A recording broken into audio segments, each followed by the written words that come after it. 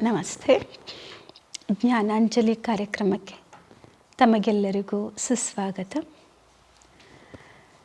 ಹಿಂದಿನ ಸಂಚಿಕೆಗಳಲ್ಲಿ ನಾವೆಲ್ಲರೂ ರಾಜಯೋಗ ಮೆಡಿಟೇಷನ್ ಬಗ್ಗೆ ತಿಳ್ಕೊಳ್ತಾ ಇದ್ವಿ.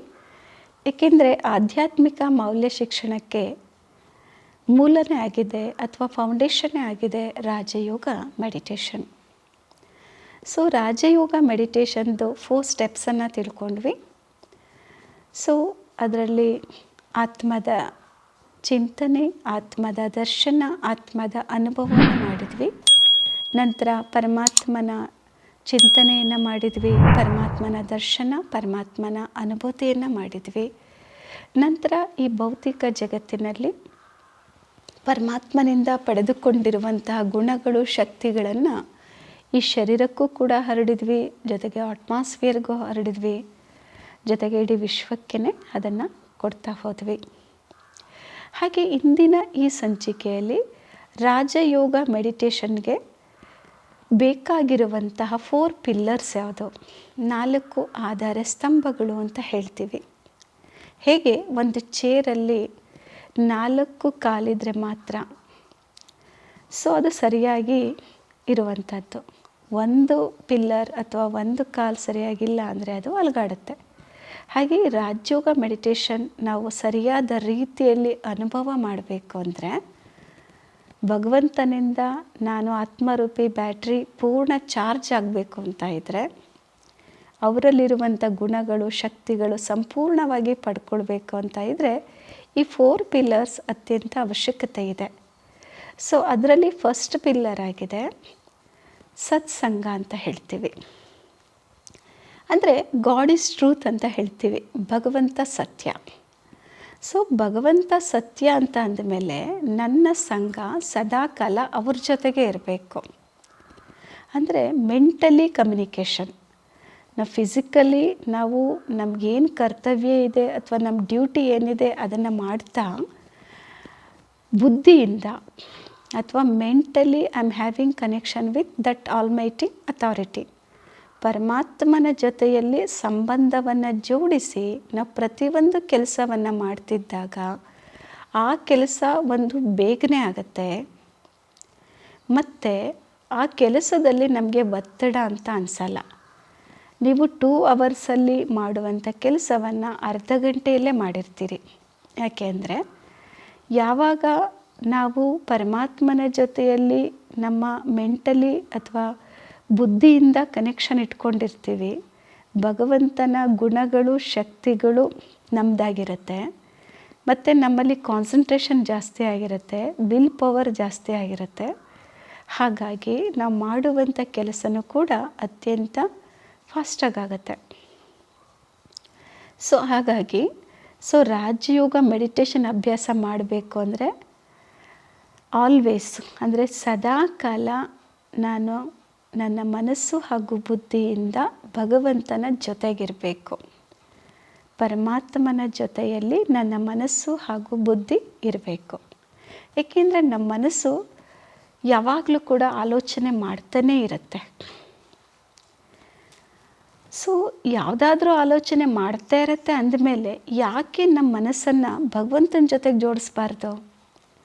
ಅದಕ್ಕೆ ತಾವು ಕೇಳಿರ್ಬೋದು, ಭಗವದ್ಗೀತೆನಲ್ಲೂ ಕೂಡ ಹೇಳ್ತಾರೆ ಮನ್ಮನಾಭವ್ ಅಂತ. ಅಂದರೆ ನಿಮ್ಮ ಮನಸ್ಸನ್ನು ಸದಾಕಾಲ ಭಗವಂತನ ಜೊತೆಯಲ್ಲಿ ಜೋಡಿಸಿ ಅಂತ. ಪರಮಾತ್ಮನ ಜೊತೆಯಲ್ಲಿ ನಮ್ಮ ಮನಸ್ಸನ್ನು ಜೋಡಿಸಿದಾಗ ನಮ್ಮ ಮನಸ್ಸು ಪ್ರಶಾಂತವಾಗಿರುತ್ತೆ, ಪ್ರಸನ್ನವಾಗಿರುತ್ತೆ, ರಿಲ್ಯಾಕ್ಸ್ಡ್ ಆಗಿರುತ್ತೆ. ಆಗ ಯಾವುದೇ ಟೆನ್ಷನ್ ಅಂತ ಅನಿಸಲ್ಲ ಅಥವಾ ಯಾವುದೇ ಡಿಪ್ರೆಷನ್ಗೂ ಹೋಗಲ್ಲ, ನಾವು ಯಾವುದೇ ರೀತಿಯ ಭಯನೂ ಕೂಡ ಇರಲ್ಲ. That means we are feeling so comfortable and relaxed.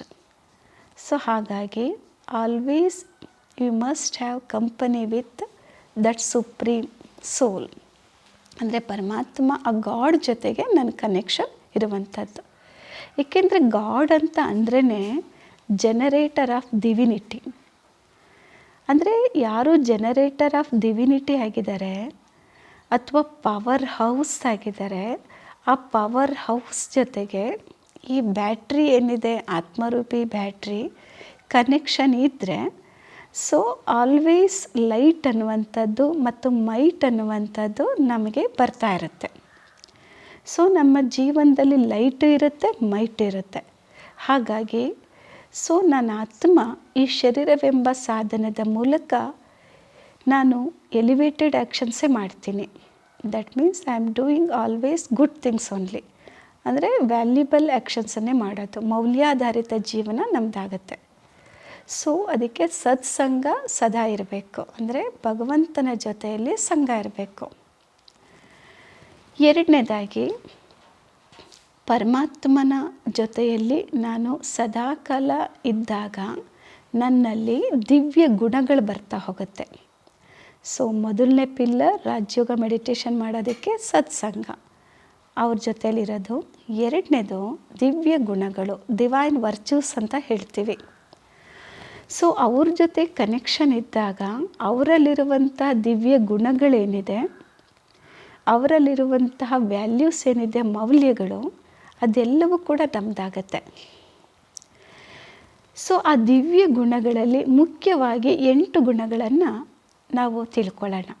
ಆ 8 ದಿವ್ಯ ಗುಣಗಳು ನಮ್ಮದಾಗ್ಬಿಟ್ರೆ ನಮ್ಮ ಜೀವನ ಸದಾಕಾಲ ಸಂತೋಷದಿಂದ ಅಥವಾ ಖುಷಿಯಿಂದ ಕೂಡಿರುತ್ತೆ. ಮೊದಲನೇದಾಗಿ ದಿವ್ಯ ಗುಣಗಳು ನಮ್ಮಲ್ಲಿ ಇರಬೇಕಾಗಿರುವಂಥದ್ದು, ಮೊದಲನೇದಾಗಿ ಪವಿತ್ರತೆ, ಪ್ಯೂರಿಟಿ. ಏಕೆಂದರೆ purity is the mother of peace and prosperity ಅಂತ ಹೇಳ್ತೀವಿ. ಪವಿತ್ರತೆ ಸುಖ ಶಾಂತಿಗೆ ಜನನಿಯಾಗಿದೆ. ಎಲ್ಲಿ ಪ್ಯೂರಿಟಿ ಇರುತ್ತೆ, ಪವಿತ್ರತೆ ಇರುತ್ತೆ, ಅಲ್ಲಿ ಸುಖ ಮತ್ತು ಶಾಂತಿ ನೆಲೆಸಿರುತ್ತೆ. ಅಂದರೆ ಪವಿತ್ರತೆ ಅಂದ್ರೇನು? ಒಂದು, ನನ್ನ ಮನಸ್ಸನ್ನು ಶುದ್ಧವಾಗಿಟ್ಕೋಬೇಕು. ನನ್ನ ಮನಸ್ಸಿನಲ್ಲಿ ಯಾವುದೇ ಪ್ರಕಾರದ ನೆಗೆಟಿವ್ ಥಾಟ್ಸ್ ಅಥವಾ ವೇಸ್ಟ್ ಥಾಟ್ಸ್ ಅನ್ನುವಂಥದ್ದು ಬರಬಾರ್ದು. ಅದು ನನ್ನ ಬಗ್ಗೆ ಇರ್ಬೋದು, ಅಥವಾ ಜಗತ್ತಿನ ಬಗ್ಗೆ ಇರ್ಬೋದು, ಅಥವಾ ಅಟ್ಮಾಸ್ಫಿಯರ್ ಬಗ್ಗೆ ಇರ್ಬೋದು. ಯಾವುದ್ರ ಬಗ್ಗೆನೂ ಕೂಡ ನೆಗೆಟಿವ್ ಅಥವಾ ವೇಸ್ಟ್ ಬರಬಾರ್ದು. ಅಂದರೆ ನಮ್ಮ ಮನಸ್ಸನ್ನು ಶುದ್ಧೀಕರಣ ಮಾಡಿಕೊಳ್ಳುವಂಥದ್ದು, ಮನಸ್ಸು ಪ್ಯೂರಿಟಿಯಿಂದ ಇರುವಂಥದ್ದು. ಹಾಗೆ ಬುದ್ಧಿನೂ ಕೂಡ ಸ್ವಚ್ಛವಾಗಿರಬೇಕು. ಏಕೆಂದರೆ ಬುದ್ಧಿಯಲ್ಲಿ ಪರದರ್ಶನ ಮಾಡಬಾರ್ದು. ಮತ್ತೊಬ್ಬರ ಬಗ್ಗೆ ಅವರೇನು ಮಾಡ್ತಾ ಇದ್ದಾರೆ, ಇವರೇನು ಮಾಡ್ತಿದ್ದಾರೆ, ಜಗತ್ತು ಯಾವ ರೀತಿ ಇದೆ. ಸೊ ನೆಗೆಟಿವನ್ನು ದರ್ಶನ ಮಾಡುವಂಥದ್ದು, ಇನ್ನೊಬ್ಬರಿಗೆ ಹೇಳುವಂಥದ್ದು ಅಥವಾ ಮತ್ತೊಬ್ಬರಿಂದ ಕೇಳುವಂಥದ್ದು. ಏಕೆಂದರೆ ನಾವೇನನ್ನು ಕೇಳ್ತೀವಿ, ನಾವೇನನ್ನು ನೋಡ್ತೀವಿ, ಅದು ನಮ್ಮ ಮನಸ್ಸು ಹಾಗೂ ಬುದ್ಧಿಗೆ ಫೀಡ್ ಆಗ್ತಾ ಇರುತ್ತೆ. ಅದನ್ನೇ ನಾವು ದರ್ಶನ ಮಾಡ್ತಿರ್ತೀವಿ.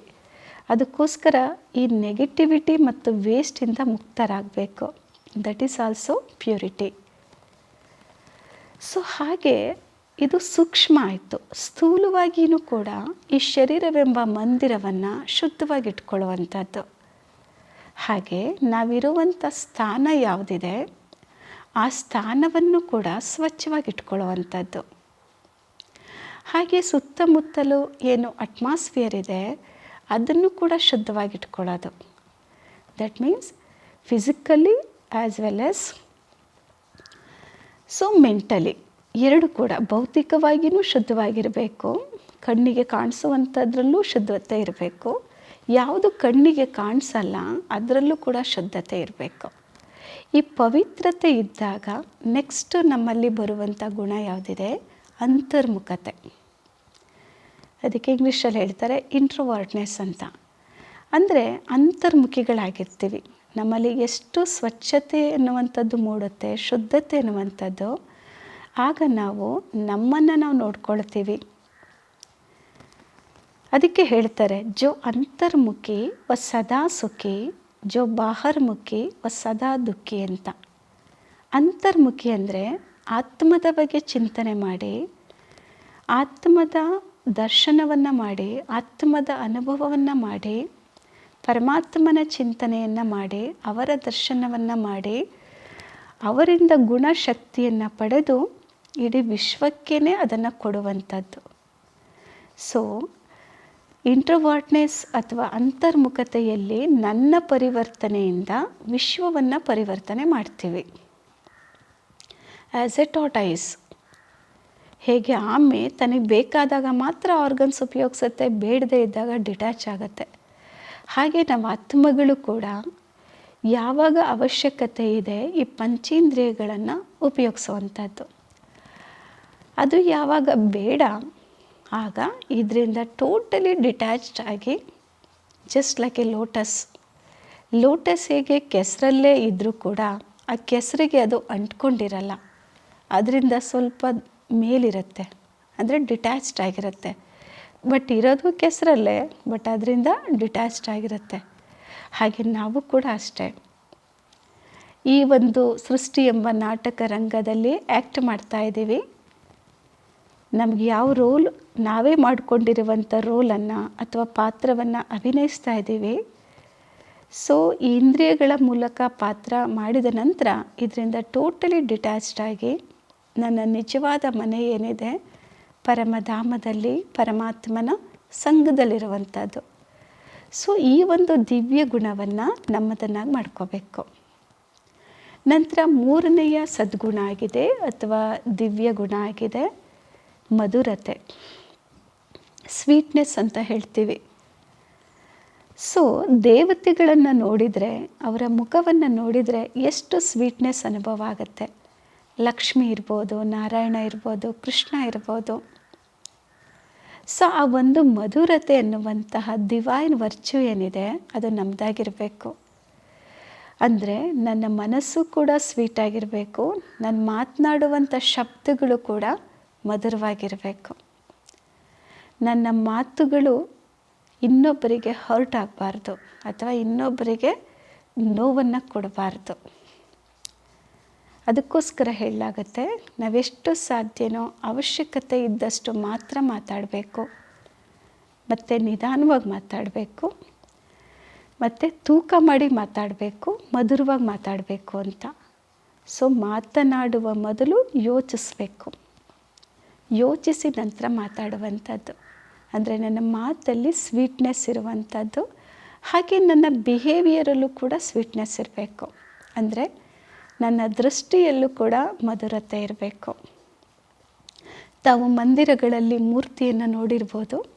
ಮೂರ್ತಿಗಳ ದೃಷ್ಟಿಯಲ್ಲಿ ನಾವು ಸುಮ್ಮನೆ ಅದನ್ನು ಅವಲೋಕನ ಮಾಡಿದಾಗ ಅಥವಾ ಅದನ್ನು ವೀಕ್ಷಿಸಿದಾಗ ಆ ಕಣ್ಣುಗಳಲ್ಲಿ ಎಷ್ಟು ಮಧುರತೆ ತುಂಬಿರುತ್ತೆ, ನೋಡ್ತಾನೆ ಇರೋಣ ಅನಿಸುತ್ತೆ. ಆ ಒಂದು ಮಧುರತೆ ನಮ್ಮ ದೃಷ್ಟಿಯಲ್ಲಿರಬೇಕು.